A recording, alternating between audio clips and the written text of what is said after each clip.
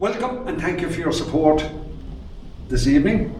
And you might be wondering why I'm offering myself as a candidate in the presidential election, taking such a major step. And this has come not so much as a first option, closer perhaps to a last resort, as I've tried to address some issues of great importance over the past 15 years or so. Having spent years meeting or trying to meet with those in positions of power and influence, sending emails, writing letters, usually by registered post, making calls, and so on. All this over many, many years, without making the slightest bit of progress. You get tired. And this is the point where a lot of people give up. You look around and wonder why no one is doing anything about the issues you've raised. And it gradually dawns on you, there isn't anybody. If you want something to happen, you're going to have to do it yourself. The idea of offering myself as a candidate in this election began to take shape about 2 years ago. And the more I thought about it, the more this platform seemed to be a perfect fit.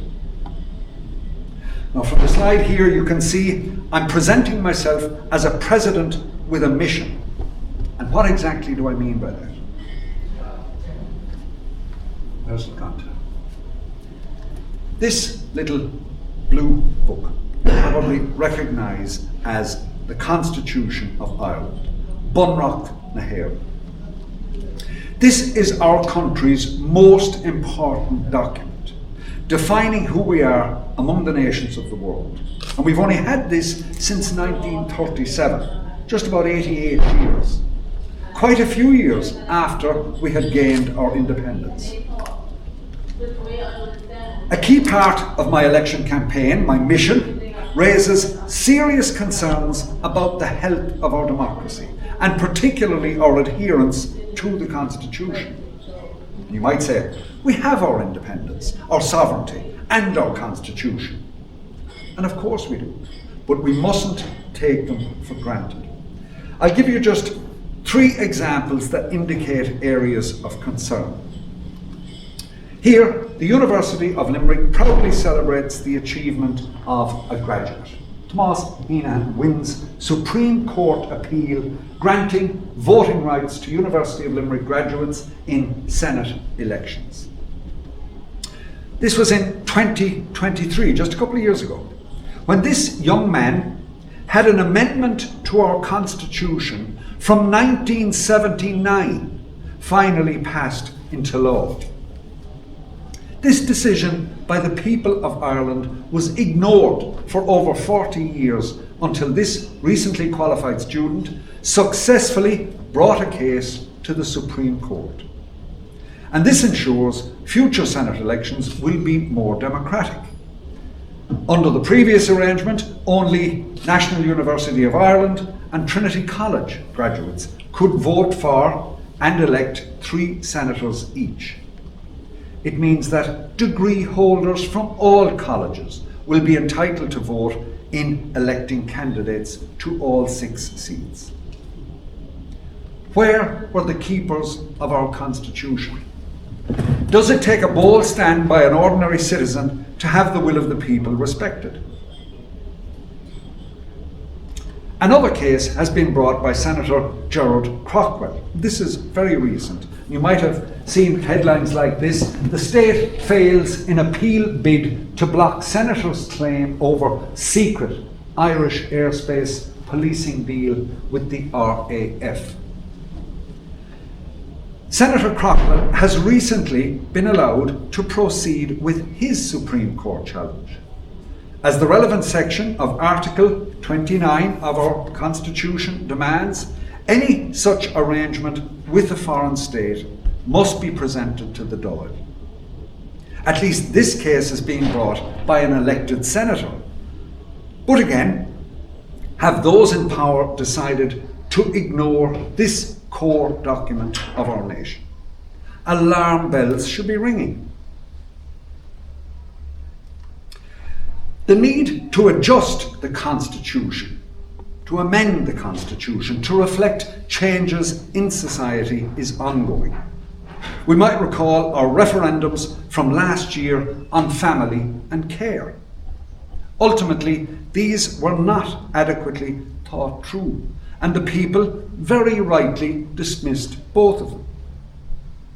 Such amendments require the most detailed consideration. And most TDs and ministers are primarily focused on the day-to-day demands of their constituencies and their commitments as legislators. There's little incentive to spend much time or effort on constitutional debate. And of course, we must all take some blame for this complacency. We should also be concerned with some of the most powerful institutions in Ireland, at least one of which appears to act in contempt of our Constitution. And I refer to Trinity College Dublin. In recent years, the college has tried to block scholarship on our finest treasures, such as the Book of Kells, which, I might add, it has very recently claimed to own. This is in direct conflict with the very first article of our Constitution. The Irish nation hereby affirms its inalienable, indefeasible, and sovereign right to develop its life, political, economic, and cultural, in accordance with its own genius and traditions. And I believe nothing embodies Irish genius and traditions more than the Book of Kells. The great author, James Joyce, famously said, "It is the most purely Irish thing we have." Few people are experts, but most are aware of its significance as a national symbol. Blocking research on it shows contempt for the Irish Constitution. The college also tries to censor the publication of studies on the Book of Kells. Again, blatantly subverting Article 40, personal rights, where the state guarantees liberty for, leaving out a little bit, the right of the citizens to express freely their convictions and opinions. Who will stand up for our constitutional rights? I was certainly delighted that one of our most senior politicians made some effort to tackle the college's almost total lack of accountability. Taoiseach Simon Harris in 2022, as part of his Higher Education Authority Bill, tried to gain some control over the governance of the college. And here are some newspaper headlines reporting on the progress of this bill. Trinity seeks exclusion from governance reform. This was in the earlier stages of it. Reforms threat to Trinity's status and autonomy. And then, at the end, Trinity College gets exemptions from accountability reforms. Why did Simon Harris's efforts fail? I can only assume it's because Trinity is so powerful. Taxpayers pour millions into it, but it's not really answerable to the Irish state. Transparency and accountability are vital cornerstones of our democracy. And I'd like to share a slogan with you. Eternal vigilance is the price of liberty. And it's attributed to an Irish patriot. And the photograph here shows a simpler version of Curran's words on a monument outside the National Archives building in Washington, D.C. Eternal vigilance is the price of liberty. I think many of us feel our freedom was won over 100 years ago. Something we can forget about. Consigned to the past as we get on with our lives.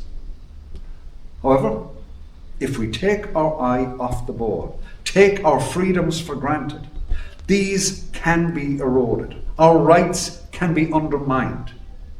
Eternal vigilance is the price of liberty. We fought hard in the past to bring our state into existence as an independent entity. And this is from a book written by our wonderful President, Michael D. Higgins, in the lead up to his first election campaign in 2011. It's called Renewing the Republic, a title that resonates with my mission, a mission that calls on the people of Ireland to retake responsibility for their republic. Having fought hard to bring our state into existence, we must continue that fight if we're to maintain our sovereignty, our democracy, and our constitution. We're all aware of the pressing issues that people face daily to make ends meet, to do the best for themselves and their families. However, despite such pressures, I believe that within the heart of every true citizen there burns a little flame of patriotism. Does this mean I'm expecting people to take to the streets in support of me? No, not immediately at any rate. I think it'll probably take some time for people to grasp what my mission is about. What I am hoping is that people will reflect on the issues I've raised and give them consideration when casting their vote in the presidential election.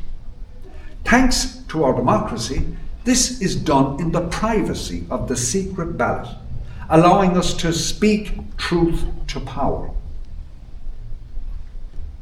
And I'll just talk for a few moments about my campaign. To be included on the ballot paper, I must be nominated by 4 local authorities. I'll begin by applying to Limerick City and County Council, and subsequently I'm hoping to secure endorsements in each of the other 3 provinces. In May, I'm heading to Donegal and I'll work my way south from there. I plan to make a 6-month tour of all 26 counties. As an independent, I don't have the support of any political party. Neither do I have a pile of money. Don't worry, I'm not looking for donations. But neither do I, this is why I'm not providing refreshments this evening, my apologies as well. Nor will I be trying to buy votes by standing drinks on the campaign trail. Apologies again. This is an exercise in do-it-yourself democracy, managed on a shoestring budget. There won't be any expensive posters or flyers, making it all the more environmentally friendly. And thanks to Chris, any information will be available on my website. And I'll also be making regular posts on social media as I travel around the country. So rather than a big national campaign, this will be more local and low-key, and this is a perfect start. From the ground up. In each county, my first port of call will be to local media, local papers, local and community radio stations. And on that note, I'd like to thank all the local papers and radio stations who've helped advertise this launch. The media are one of the pillars essential for a healthy democracy. On my tour of Ireland, I'll have the opportunity to listen to and engage with people of all ages and from all walks of life. Among other things, I hope to discuss the issues I've raised here and encourage people to give them some consideration. Now, every campaign should have its banner, so I have a flag which is based on the cover of the Constitution, because that's the main theme of this mission. The issues raised here highlight just a few areas in our lives and our governance which must be kept under constant scrutiny. On taking office, the President promises to maintain the Constitution of Ireland. And for the most part, this is simply understood in the context of the President's role in deciding if any government bill should be referred or needs to be referred to the Supreme Court to ensure that it's consistent with the Constitution. As I mentioned earlier, our elected representatives have little time to devote to constitutional issues. However, the presidency may be ideally suited to this. And I have a vision for a research institute or organisation whose role would be to monitor the health of our democracy in all its aspects, including, of course, the Constitution. I envisage contributions from all sectors of society. And through this forum, it will be possible to organise seminars and conferences on specific themes, and these could benefit from international participation. And this could be seen as parallel to the ESRI, the Economic and Social Research Institute, which provides valuable data on economic and social trends, helping to inform government decisions. Under the patronage of the President, the organisation I'm suggesting will help ensure the health of our democracy and create the best possible constitution for the citizens of Ireland. I promise to be a guardian of our democracy and a standard bearer for our Constitution. I believe this job urgently needs doing, and I want to do it. And to finish, more broadly, I hope my stand as an ordinary citizen, beyond the political elite and establishment, will inspire more citizens to rediscover their own strength and also to rekindle the spirit of earlier cooperative societies, empowering themselves to address the pressing issues of our time. It's easy to see today that democracy itself is under threat from powerful elites in many parts of the world. And we should remind ourselves that in our democracy, it's not the establishment, but the people who are sovereign. And this is the very heart of my mission. And Gurmí Amach.